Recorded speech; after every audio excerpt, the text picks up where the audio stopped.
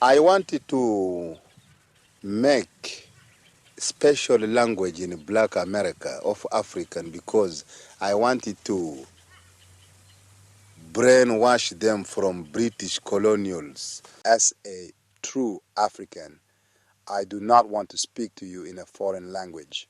Thanks to the good offices of the Secretary General, my statement will be read out to you by my permanent representative to the United Nations, Mr. Khalid Yunis Kinene. Meanwhile, I wish to bring to you warm greetings from the people of Uganda, from all members of the OAU, and from all peoples of the Third World. I have put all the points which concern the OAU, the Third World, and the world as a whole in the statement which my representative will now read out to you. Thank you. Mr. Kinene, Uganda. I shall now read out the statement by His Excellency Idi Amin Dada, President of the Republic of Uganda and current Chairman of the OAU, to the 30th session of the United Nations General Assembly. As a pure and proper son of Africa, who does not believe in any colonial and imperialist language, I shall address you in an African language which will be interpreted to you through the good offices of the United Nations Secretariat. Mr. President, I wish also to take this opportunity to congratulate you on your unanimous election to the high office of President of this session. With your enormous experience, I have no doubt that the business of this session will be conducted in a most competent manner under your able and wise guidance. I also wish to pay a tribute to our distinguished Secretary General, Mr. Kurt Waldheim, and his entire staff for the dynamism and dedication with which they have been executing their duties. The entire membership of the OAU is particularly satisfied with the manner in which the Secretary General has executed his African assignments, especially in the field of decolonization and the problems of the racist minority regimes in Southern Africa. The 30th session of the General Assembly is being held at a time when developments in the world are moving fast. Imperialism is being resolutely driven back, and the peoples of the industrialized countries are showing fresh interest in the genuine development of the Third World and is in its fight for economic independence and construction. The OAU, of which I have the honor to be the current chairman, wishes this session success in its deliberations, aimed not only at consolidating the political and economic independence and the construction of its members, but also at the cultural and moral development of peoples all over the world. We in Africa and in Uganda in particular are fully dedicated and committed to that end. The agenda of this assembly session is a long one, but it is not my intention to speak on it at length. Permit me, however, to address myself first, on behalf of the 46 states members of the OAU, to the pertinent problems that are of greatest concern to the African continent in the context of this world body. At a later stage, I will also have a few points to make as President of the Republic of Uganda. All over the globe, there continue to be hotbeds of crisis in the political, economic, social, and cultural fields. Many countries have consequently been involved in one way or another in trying to find lasting solutions to those constant problems. The 12th session of the Assembly of Heads of State and Government of the OAU at Kampala, the Conference of Ministers for Foreign Affairs of non-aligned countries held at Lima, and the 7th special session of the General Assembly held in this very hall not very long ago go a long way in demonstrating mankind's commitment to finding solutions to the problems that lie between it and the ideals and aspirations of the international community it is trying to achieve. You will permit me at this juncture, Mr. President, to dwell particularly on the economic problems that for a long time have created bottlenecks in world development. The fact that the program of action on the establishment of a new international economic order mapped out of the sixth special session of the General Assembly and has now clearly been enunciated by the Lima Conference and the seventh special session is, in my view, highly significant. It is significant because the developed nations, I hope, are beginning to realize that economic cooperation of any kind with the developing countries must take place strictly on the basis of mutual benefit to both sides, as well as respect for the national sovereignty of each state. These recent international meetings have furthered a positive trend towards the attainment of a realistic and just international economic order fair to all parties to it. For this progressive development, I wish to pay a special tribute to the United States authorities, especially the President and the members of Congress who approved a change in the United States' attitude and policy towards the Third World and consequently made that position known to the world during the seventh special session of this assembly. Except for the southern tip of the African continent and isolated pockets here and there, the worldwide war for self-determination and political independence is almost over now. But the struggle for self-reliance continues. The present stage in this struggle is for economic independence, without which, as it has rightly been stated, political freedom is meaningless. All states members of the OAU are vigorously waging battles for full economic control over their own affairs. Each state is following a method and a speed that is most suited to its national conditions. We in Uganda, having taken a short and revolutionary cut to economic independence, are now somewhat luckier than many of our sister states members of the OAU. Our experience, among many other things, has taught us that if the more industrialized countries are genuinely serious about extending technical assistance to the developing countries, they should ensure that the experts they send are dedicated and appreciative of the aspirations and determination of the third world countries to be masters of their own economies. These modern technical missionaries should not have that old colonial mentality of their predecessors who came out to Africa with the conviction that they were coming to work among second-rate human beings. The modern expatriates Africa now needs should come with the knowledge that they are employees, not employers, partners for peace, not preachers of political ideologies or builders of foreign empires. If this type of expatriate comes to Africa and indeed goes to other parts of the third world, the cause of international peace and positive development will be served. The efforts for economic independency by all states members of this organization are aimed at ensuring that mankind's gains in the future will be stable and significant, and that the society that the new economic order aspires to create holds immense potentialities. We do not only want a world free of colonialism, neo-colonialism, imperialism, and Zionism, but a world free of hunger, disease, ignorance, and any form of tension arising from inequalities in social or regional development. While there is positive cooperation among the nations of the third world, one regrets to note that cooperation between the third world and the industrialized nations still leaves a lot to be desired. Some industrialized nations still cling to the outdated attitude whereby they unjustifiably depend for their prosperity on the exploitation of the natural resources of developing nations.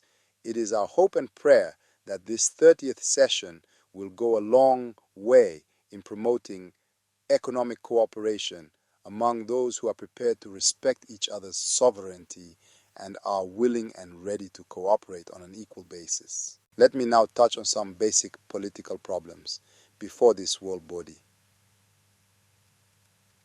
Session after session, this assembly has spent long hours trying to find solutions to the problems of decolonization. Yet it is disheartening to note that up to the present session, in this organization, which is the custodian of world peace and security, there are still some countries which come to this assembly to pay lip service to the cause of liberty, democracy, and justice, while at the same time they continue the very malpractices condemned in this hall. I'm glad to mention that despite setbacks, events over the past year in the arena of decolonization have moved at a faster pace. I refer to the accession to independence of the three former Portuguese colonies, Mozambique, Cape Verde, and Sao Tome and Principe, and the former French territory of Comoro, and their admission to the OAU at the 12th session of the Assembly of Heads of State and Government held at Kampala. I hail, on behalf of the OAU, their admission to the world body, and I am convinced that their revolutionary zeal with which they fought for their independence will lead them to make a worthy contribution to the deliberations of this organization. I should also take this opportunity to congratulate the people of the new state of Papua New Guinea on attaining their independence. Africa welcomes this newest state of the Pacific to the ranks of this world body. At this point, it is fitting for me to pay Africa's compliments to the Portuguese Armed Forces movement for their far-sightedness.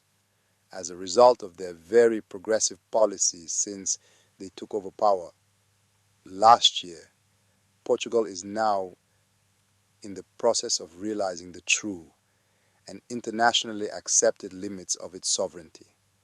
Portugal can now afford to develop its economy without wasting its resources in outmoded colonial ambitions, which its economic means could not sustain. The newfound independence and freedom which both the former Portuguese territories and the Portuguese people are enjoying is directly attributable to the many years of struggle by the African peoples in the Portuguese colonies and to the progressive forces inside Portugal. I should like to punctuate the independence of the former Portuguese territories by referring to the unhappy situation prevailing in Angola. The Portuguese government remains in the final analysis the responsible power in Angola until independence on 11 November 1975. For its part, the OAU will spare no efforts in contributing to measures to bring the situation under control. It is pertinent here to warn against external interests in Angolan affairs, which have made it more difficult to bring about reconciliation among the three major Angolan liberation movements: Movimento Popular de Libertação de Angola, Frente Nacional para a Libertação de Angola. One positive role the United Nations can play in this tragic situation is to help to prevent the current conflict in Angola from being internationalized. The United Nations must unequivocally condemn those powers which, for ideological or strategic reasons, are pouring arms into Angola, thereby complicating further an already delicate situation. The problem of Angola being essentially African should and ought to have an African solution. I want to assure you that the Conciliation Commission on Angola, which was appointed by the last Assembly of Heads of State and Government of the OAU, is doing everything possible to bring about peace among the warring Angola parties. I am sure that the Commission will succeed in its mission. While on this point, I should like to stress what has already been stated many times before, that the problems of Africa can be solved by Africans alone without interference from outside. There should not be any press or other public utterances claiming that African problems in Africa are so explosive that they require non-Africans to come and control them. With the independence of the new states of Mozambique, Cape Verde, Sao Tome and Principe, and the Comoros come two related problems. These are the return of refugees to their countries of origin and the urgent need of the new states for technical and financial assistance to enable these new states to cope with the problems of national economic development and social reconstruction. As far as the question of the refugees is concerned, the OAU is grateful for the cooperation and generous assistance which the United Nations High Commission for Refugees, other United Nations agencies, individual governments, and various organizations have rendered and continue to render, not only for the return of the refugees to their countries of origin, but for their resettlement, reconciliation, and rehabilitation. However, the state of Cape Verde presently faces an exceptionally acute refugee problem arising from the current situation in Angola, where many of its citizens have been working. Cape Verde therefore needs urgent assistance or the resettlement of its displaced citizens, whom it cannot reabsorb at once. An appeal for assistance has already gone to all members of the OAU. But in view of the enormous size of the problem, may I, on behalf of that organization, extend the same appeal to all other members of this organization. The assistance can be channeled through bilateral or multilateral arrangements. On technical and financial assistance, states members of the United Nations will no doubt be aware of the scarcity of educational and health facilities that are normally allowed in colonial territories by metropolitan powers. A new structure for social services has therefore to be built. Transport has to be developed, and similarly, bases for agriculture and other economic backbones must be established. This is a formidable task with which the new nations are faced. I am sure that the United Nations, through its various specialized agencies, will play a worthwhile role in this great challenge facing its newest members. On behalf of the new nations, I should also like to make a fervent appeal to all more developed nations represented in this great organization to show solidarity and magnanimity by rising to the occasion through bilateral arrangements without undue political considerations. As for the other colonial territories, I can only hope that the remaining European colonial powers, France, the United Kingdom, and Spain, will follow the example of the new Portugal and embark on a committed program of decolonization. The OAU cannot accept the lame excuse used by some colonial powers that the colonial people are not ready for independence or that they prefer the colonial status to independence. No human being can choose to be a slave. The Comoros declared independence from France last July. True to its principles of respect for the sovereign right of peoples to self-determination and independence, the OAU accepted the application of the Comoros for membership in that organization. The problems that ensued following the Comoros' declaration of independence and the stance adopted by the French government are too well known to this august assembly to require further elaboration. That the Comoros has not yet found it possible to apply for admission to the United Nations is no fault of the OAU. The intention of the French government concerning the Comoros has remained ambiguous. France has a moral obligation to explain its position on this question. In spite of France's negative attitude, the international community and OAU, in particular, have been more than patient with France on matters relating to the decolonization of its African territories. It is time for France to reciprocate before our patience is completely exhausted.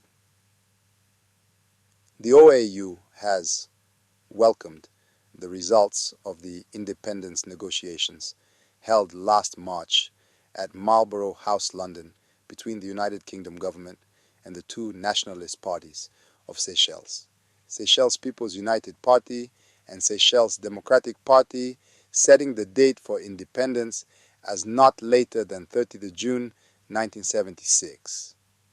It is our fervent hope that the United Kingdom government will respect the wishes of the people for a united, prosperous Seychelles nation. We are, however, suspicious of the United Kingdom's intentions to retain some of the islands that rightly belong to Seychelles in what is referred to as the British Indian Ocean territories. Our fears and concerns arise out of the fact that this action undermines the territorial integrity of Seychelles. Besides, the OAU, as well as the non-aligned states, have expressly stated their opposition to big power rivalry in the Indian Ocean, which we want to remain a zone of peace. I should like to appeal to the United Nations, and particularly to the permanent members of the Security Council, to take meaningful measures to resolve the outstanding colonial problems of Southern Africa. I am convinced that it is not beyond the competence of the United Nations to end colonialism and apartheid. We in Africa are prepared for a peaceful end to colonialism and apartheid. But if peaceful means a block, there can be no other alternative but to achieve independence on the battlefield. The United Nations has a responsibility in this. You can help us save bloodshed by helping to implement United Nations resolutions on the granting of independence to colonial countries and peoples. Independent Africa will not allow itself to be deceived by détente, which is in any case increasingly going bankrupt in the face of the sharpened struggle of the people of Zimbabwe, Namibia, and South Africa. The states members of the OAU have resolved to step up their support of the nationalists and the peoples of Southern Africa in their multi-fronted struggle for national liberation. May I at this juncture express Africa's appreciation to all those countries that have assisted and continue to assist African liberation movements in their struggle for freedom and independence. In particular, I wish to mention the Soviet Union and the People's Republic of China and other socialist countries for their generous assistance, both moral and material, to the peoples of Africa still fighting to free themselves from the bondage of imperialism, racism, and apartheid. I cannot condone any compromise with apartheid. The system must be eradicated, root and branch, and buried. It defies all known principles of humanity as embodied in the Charter of the United Nations or in the Universal Declaration of Human Rights. It is for this reason that Free Africa has insisted that South Africa has no right to United Nations membership because the very basis of its ideology and practice are a direct contradiction to the Charter of the United Nations.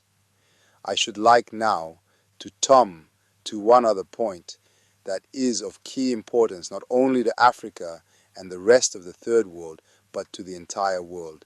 This is the question of peace and security. Africa rejects the opinion, which has sometimes been publicly expressed, that the problems of security should be the monopoly of the big powers alone.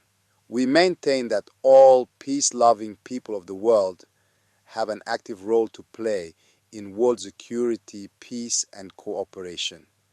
On a broader plane, we in Africa feel the need for more effective initiatives and the cooperation of all countries, big or small, which are keen to deliver the entire world once and for all from the forces of colonialism, neo-colonialism, racialism, and apartheid. For us in Africa, this is the central issue. Having regard to the political and social clashes that are taking place in the southern part of our continent, coupled with the bloody friction in the Middle East at the northern end of our continent, it has become increasingly evident that without the concerted involvement of the countries of the Third World in peacekeeping, it will be impossible to solve the endemic problems in Southern Africa, the Middle East, and elsewhere in the world where hot political issues exist. Indeed, it will even be difficult to implement any meaningful international economic changes that have become a necessary factor in the attainment of secure, intentional peace and harmony if the Third World countries, which now command a numerical majority in this assembly, are not fully involved in the process of making and guaranteeing world peace. In this particular connection, I appeal on behalf of my African colleagues and the entire Third World to the United States government to reconsider its position in and relationship with Panama, an independent member of this organization, regarding the use of the Panama Canal. All international traffic using the watercourse should fully respect the sovereign rights of the Republic of Panama. This is within the acceptable principles of this organization. I should like at this point to refer to the continued monopoly of the veto by the permanent members of the Security Council, which privilege some of them have used to protect situations that are against world peace.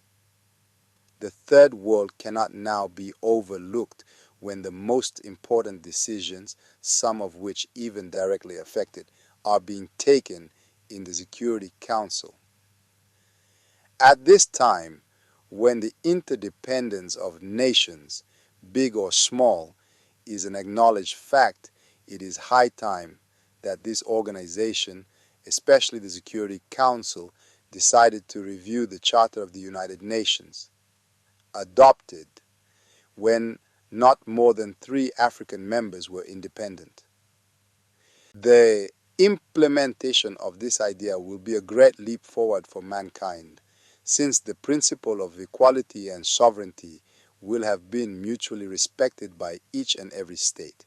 It is thus my belief that, in consideration of the changed world political situation since the adoption of the present charter, the review of the charter should, among other things, enable the Third World countries to exercise the rights at present being monopolized by the conquering allies of the Second World War.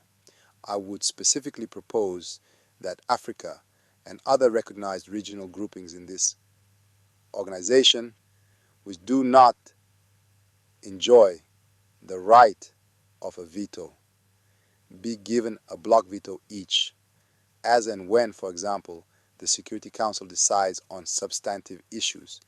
The concurrent votes of a region's representatives at the Council will have the same effect as that of a permanent member of the Security Council. East-West detente has now been made concrete with the conclusion of the Conference on Security and Cooperation in Europe at Helsinki. I wish to compliment all the countries that contributed to the success of that conference. The Soviet Union in particular is to be given special thanks for conceiving the idea of the conference and for working tirelessly and consistently until the signing of the Helsinki Agreement. Now that détente between the Western and the Eastern states has thus been formalized, it would be a logical step forward in the search for world peace if the Third World countries also met and reviewed their position in the light of the Helsinki Agreement. The Third World countries, which spread all over the globe, should never lag behind in the search for world peace and security. Being composed of developing countries, the Third World needs an assurance of peace for itself much more than the more industrialized countries. A security conference for the Third World has thus now become necessary and should be convened as soon as possible. In our regional search for international peace and security, the position of the People's Republic of China and Japan has not been very clear. From what I know, these two countries rightly belong to the Third World. China, because it has always stated that it wants to belong to the Third World. Japan, in spite of its high industrial development, naturally belongs to the Third World. In any case, because of its geographical position, and especially since its defeat in the Second World War, it has never really been accepted by either Eastern or Western blocs of countries as a member of either. Countries of the Third World, especially those in Africa, the Arab subcontinent, and Asia, should very seriously think of this proposal to hold a security conference. With the inclusion of China and Japan in such a conference, the Third World will find it easy to resolve by peaceful means problems that are found within or among its member states, and thus avoid the interference of superpowers that we have so often witnessed in such cases. The problems of North and South Korea, for example, would be made easier to solve in the context of the Third World peace efforts, as these two countries are also legitimately within the Third World group. Given its large and varied membership and its enormous natural resources, such as those in Africa, which include high nuclear raw materials, its rich historic cultures, and revolutionary aspirations, the Third World stands the greatest chance to lead the world by peaceful means, if only it can coordinate its efforts.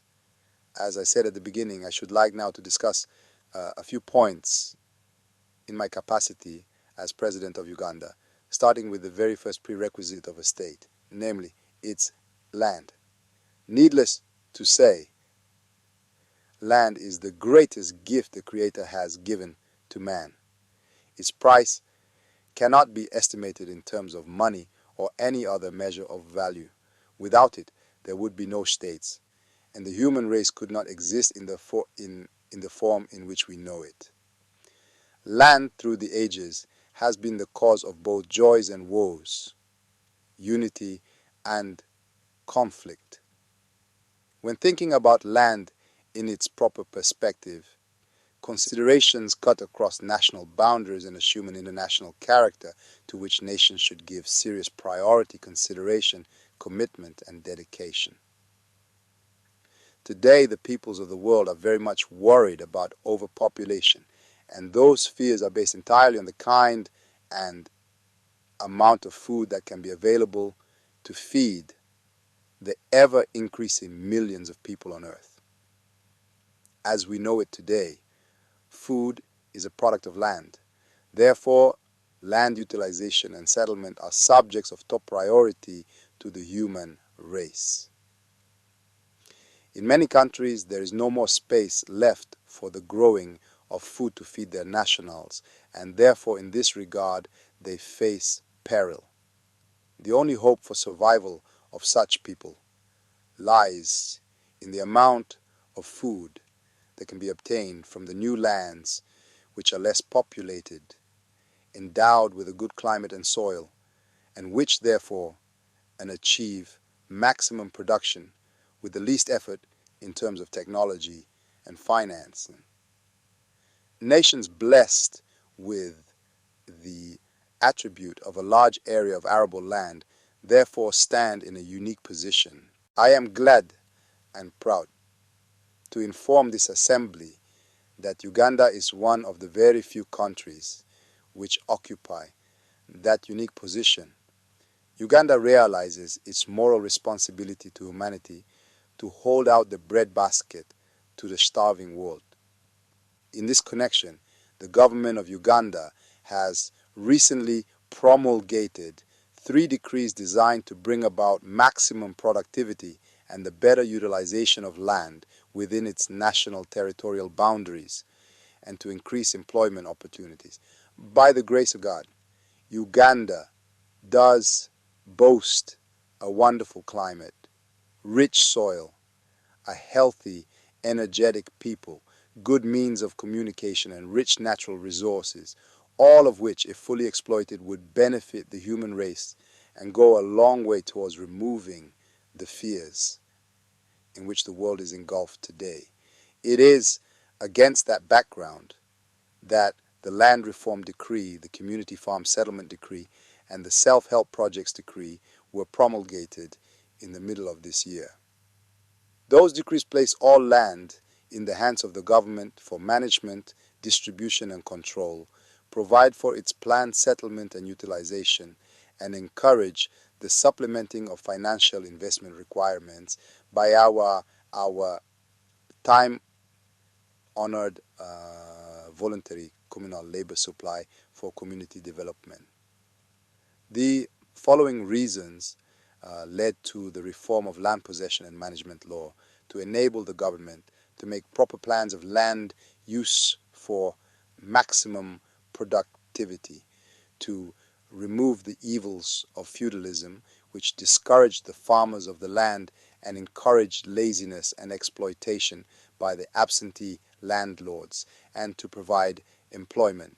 Under the new decrees, everyone in Uganda now has an equal opportunity to own land and develop it for the benefit of himself, the country, and the world at large, since the world expects those who are so favorably placed as regards rich natural resources, like Uganda, to share them with their fellow human beings the world over. The effect of the new decrees on Uganda's social pattern of life and economic development has been tremendous.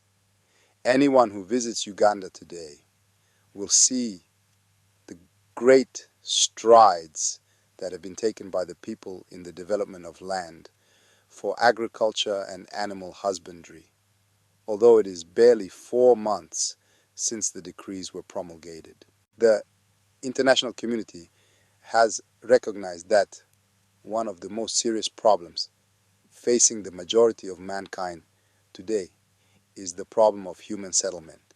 Because the 3 decrees promulgated in Uganda already referred to are meant, among other things, to solve this problem at the national level. It will be appreciated, however, that human settlement is an international problem which can best be solved at the international level. For that reason, Uganda supports the proposal for the creation of United Nations agency or program to deal specifically with this international problem of human settlement. In this connection, Uganda offers to be the host country to the Secretariat of such an agency or program of the United Nations if and when it is created, as is very well known. Uganda has the capacity and the facilities to be host not only to the Secretariat of such an agency or program, but even to much bigger ones. Full exploitation of the land resources requires heavy financial investment.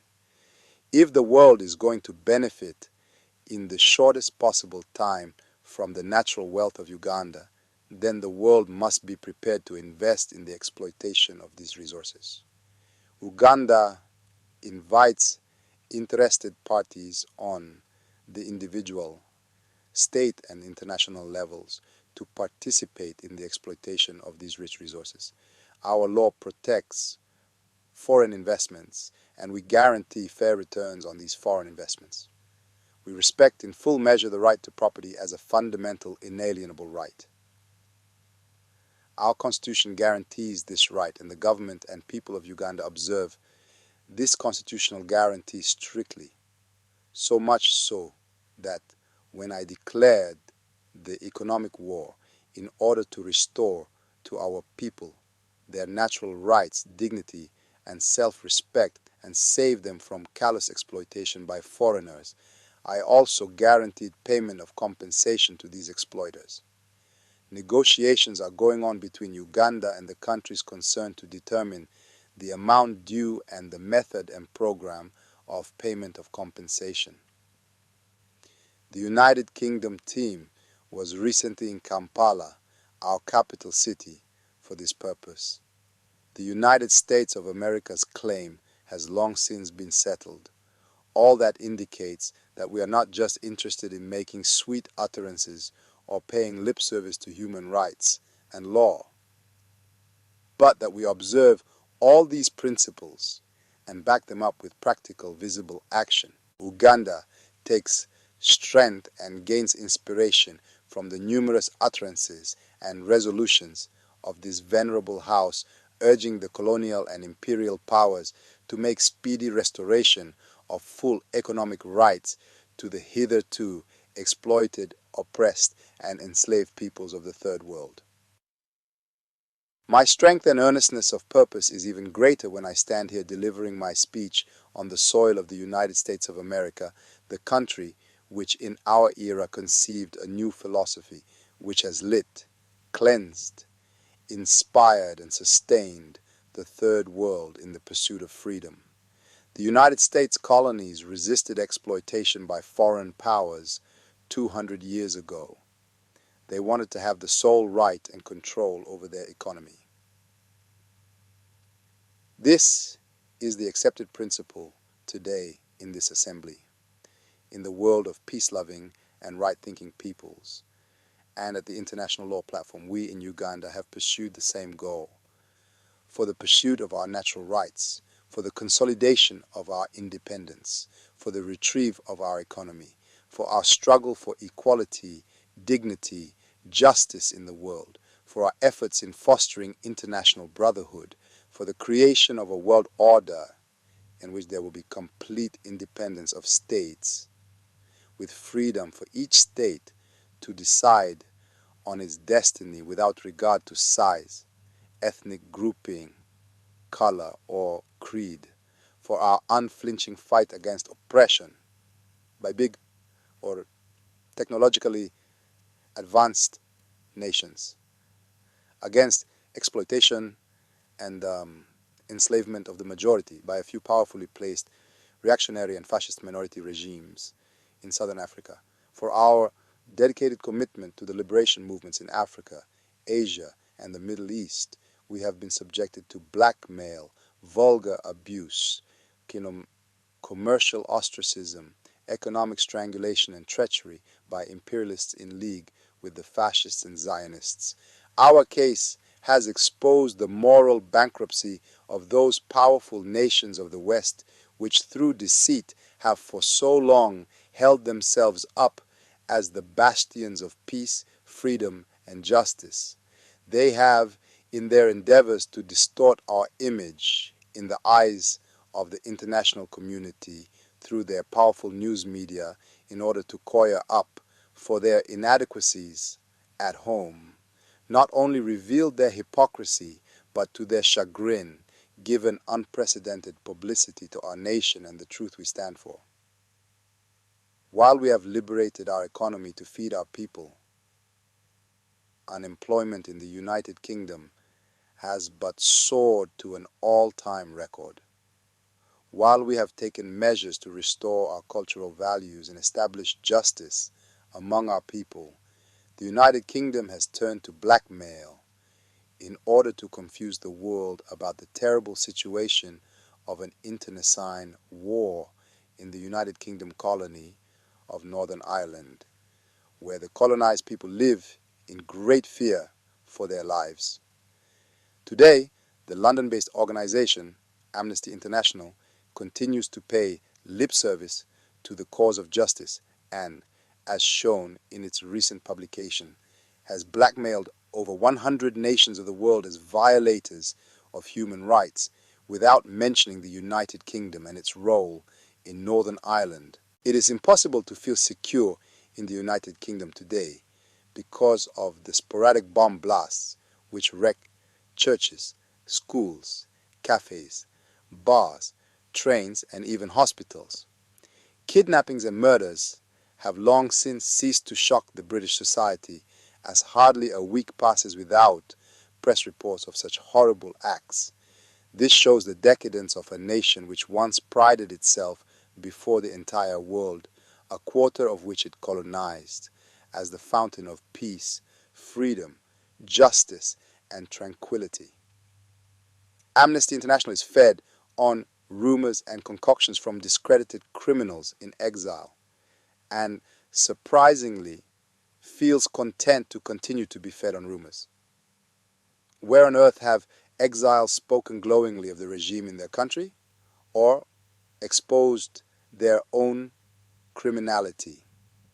Amnesty International has taken no trouble to investigate or send a team to Uganda to see for itself. Its report has indicted over 100 states. How can it be said that 95% of the entire world does not conform to accepted standards? By what measures does it judge 95% of the entire world? What is the justification of the continued existence of Amnesty International if it is so helplessly behind the times? It has lent itself as tools for the smear campaigns perpetrated by the colonial and imperialistic powers that fund its existence. It wishes to divert the attention of those peoples fighting for their freedom, equality, and independence in order to subvert the world order. Such tricks have not succeeded in Uganda. Such tricks have not been accepted by the peoples of the Third World, who form the majority of the world society. We in Uganda are proud and committed to hold the banner of independence for the oppressed peoples to see and to follow. We condemn all forms of enslavement and economic exploitation as exhibited by the minority regimes in Rhodesia and South Africa. We salute the new order in Portugal, which has seen the truth and committed itself to the liberation of all its colonies, which formerly were called overseas territories. We condemn any form of territorial aggrandizement as practiced by the Zionists in the Middle East. We condemn any perpetration of illegalities in the United Nations or sustenance of the bogus state of Israel. Until 1947, there was no state of Israel but Palestine. The colonial powers, for their imperialistic motives, created Israel, carved out of the state of Palestine, thus causing an upheaval, which, if it is not settled immediately, may throw the world into conflagration. It is reported today that in spite of the so-called peace accord between peace-loving Egypt and the bogus state of Israel, much more powerful arms have been delivered to Israel by the United States, including missiles capable of carrying nuclear warheads. This has created great uncertainty and fear not only in the Middle East but in all of Africa, which in the northern corner has the Zionists and in the southern corner the Boers of South Africa. It has also accelerated the chances of nuclear confrontation, which may spell the doom of the human race. Israel, like South Africa, has absolutely ignored the United Nations resolutions, commanding it to withdraw from the occupied territories of Egypt, Palestine, Jordan, and Syria. It is disappointing to note that some major powers, notably the United States of America, which are founder members of this organization, which was established to bring about a world order based upon law, justice, and peace, have not only continually supported Israel in flouting United Nations resolutions, but have also equipped it with powerful armaments to make it strong enough to defy, grab, and plunder its neighbor's territory. Today, without the United States of America, there would be no Israel. The United States' persistent support for Israel stems from the sad history of colonization. The United States of America has been colonized by the Zionists who hold all the tools of development and power. They own virtually all the banking institutions, the major manufacturing and processing industries, and the major means of communication, and have so much infiltrated the Central Intelligence Agency that they are posing a great threat to nations and peoples which may be opposed to the atrocious Zionist movement. They have turned CIA into a murder squad to eliminate any form of just resistance anywhere in the world. The role of CIA has been revealed to the world community by United States senators and congressmen themselves, as we learn from the United States news media. The top echelon of CIA has made an admission of this. How can we expect freedom, peace, and justice in the world when such a powerful nation as the United States of America is in the hands of the Zionists? I call upon the people of the United States of America, whose forefathers founded this state, conceived in liberty and dedicated to the proposition that all men are created equal, to rid their society of the Zionists, in order that the true citizens of this nation may control their own destiny and exploit the natural resources of their country to their own benefit. I call for the expulsion of Israel from the United Nations and the extinction of Israel as a state, so that the territorial integrity of Palestine may be ensured and upheld. When this objective is achieved, the holy city of Jerusalem will once more revert to its holy status. Jerusalem should and will remain the holy place of worship for Christians, Muslims, and Jews, and must be free of any military activity. When recently I had the honor of being received by His Holiness the Pope, in our discussion we shared this view. I like the Jews, but I do not approve of Zionism. There are many Jews in many countries who do not subscribe to the iniquitous Zionist philosophy. To these, all the peace-loving people of the world extend their hand in friendship. Indeed, Yasser Arafat himself announced at the General Assembly last year that the Palestinian people were prepared, ready, and willing to live in partnership and amity with people of all creeds, Christians, Muslims, and Jews, in one state, the state of Palestine. Zionist Israel has refused this offer, while millions of displaced Palestinians roam without home, without shelter, without food, millions of dollars extracted from the sweat and resources of the American people go to aid and fatten the Zionists. While the United Nations continues to pass resolutions calling for peace, and the Middle East resolutions without sanction, the displaced Palestinian people decay and perish. Their hope and reason are fast running out. To my Arab brothers, I wish to give a piece of brotherly advice. If they wish to defeat Israel, they must unite. No country should be diverted from the common objective without consulting the other Arab states. Lack of proper consultation causes friction and misunderstandings to the great benefit of Israel. Arab must stop fighting Arab so that together they may face their enemy, Israel. I wish to emphasize that I am not a racist. I hate racialism in all its manifestations as practiced in Rhodesia and South Africa. Apartheid, like Zionism, is an enemy to humanity itself. Uganda is totally committed to the liberation of the African peoples under colonial minority regimes. We are baffled by the double standards displayed by imperialists who, in the name of democracy, plundered Vietnam, Cambodia, and many other lands, while they support oppression in Rhodesia, South Africa, and the Middle East, who veto the admission of gallant Vietnam in the same way they veto the expulsion of South Africa and Israel from the United Nations, who withhold financial support from peaceful nations and pour investments into South Africa, Rhodesia, and Israel. We welcome investors to come to Uganda as friends but not as masters, and they will find us active, generous, and friendly. Anyone interested in youth programs, employment programs, increased productivity programs, freedom from hunger programs, and environmental programs, whether taken together or separately, will certainly take an interest in our law of reform and the methods we have devised and continue to devise.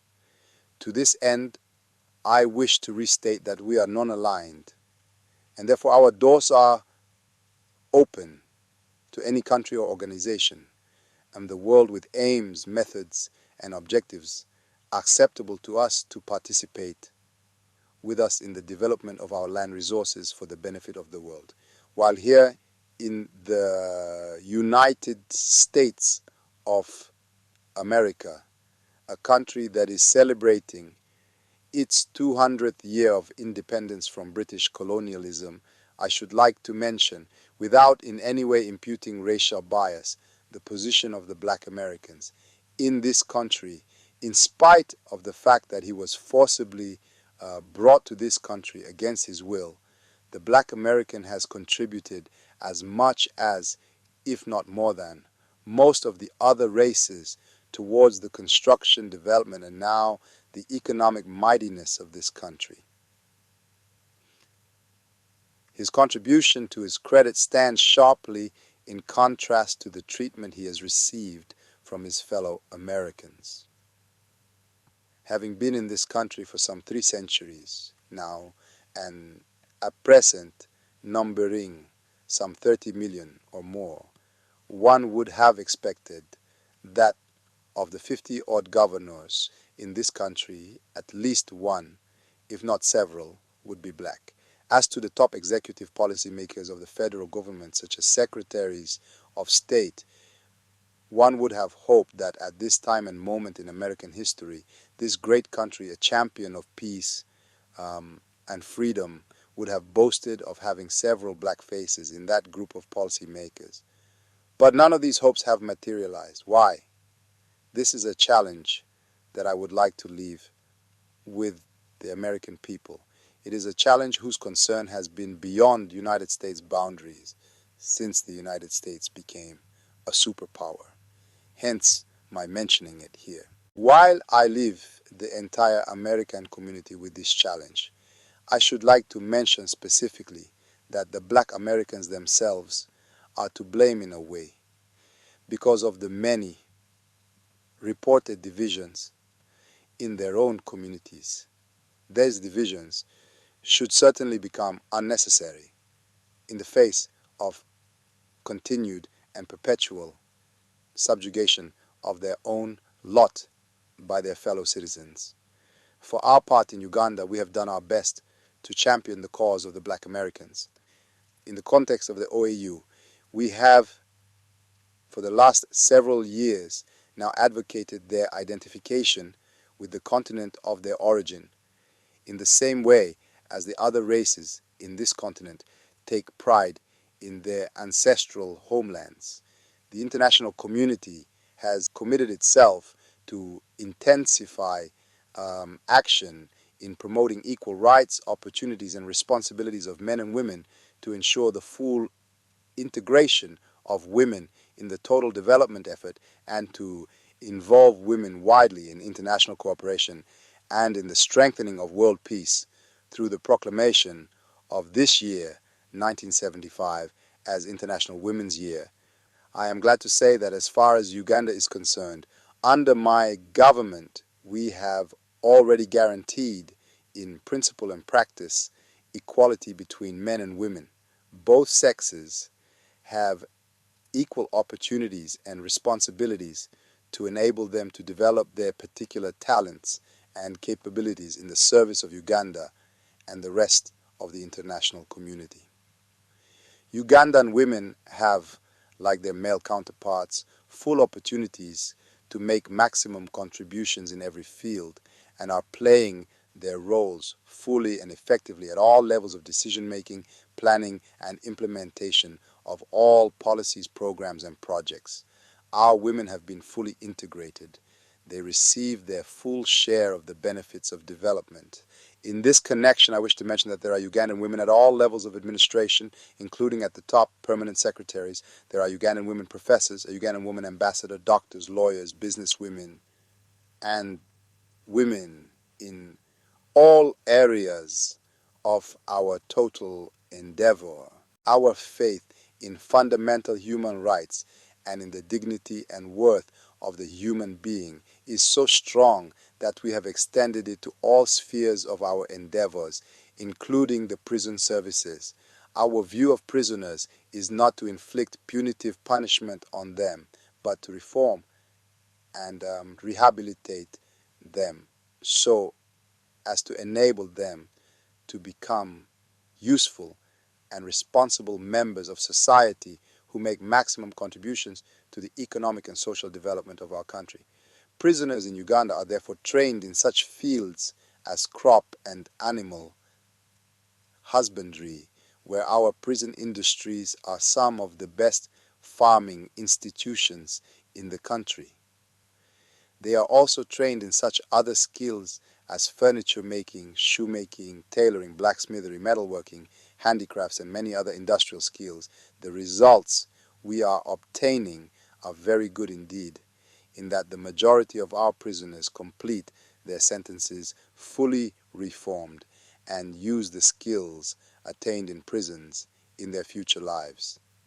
We in Uganda believe that the best and most practical and lasting form of international cooperation is in trade. It is for this reason that I wish to remind representatives, and through them the countries they represent, that Uganda produces some of the world's best coffee, cotton, tea, tobacco, copper, and many other forms of trade commodities which are available for the international community to buy. I express the hope that under the proposed new world economic order, Uganda, like other developing countries, will receive fair prices for its raw materials, which constitute the major part of its exports. Uganda, which is in the very heart of Africa, astride the equator, is renowned as one of the world's tourist paradises. The fabulous beauty of the countryside with its rich colors, the graciousness of its traditionally friendly, courteous, and hospitable people.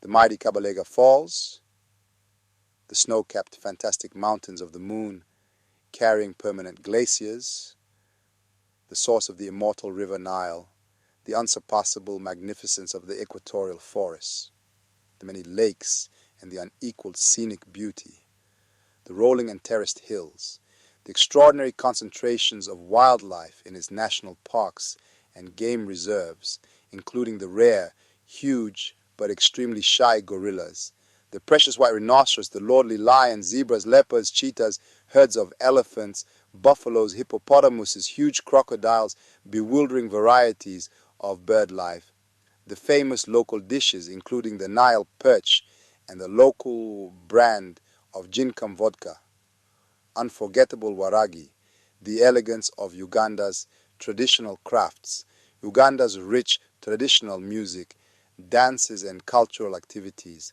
the glorious summer sunshine of the equator, and the coolness of the mountain breezes. Kampala, the capital city, standing on a series of closely gathered lush green hills. All these tourist attractions, topped with a year-round congenial climate, provide a visitor with the experience of a lifetime. All these God-given fantastic natural treasures are available to the world community as a whole. Ugandans welcome you and your fellow compatriots to come and share them with us in the spirit of international harmony and cooperation. Long live Africa, long live the Third World, long live the United Nations, for God and our country. If you have suggestions for historical speeches or works you would like to see recreated, please leave a comment down below.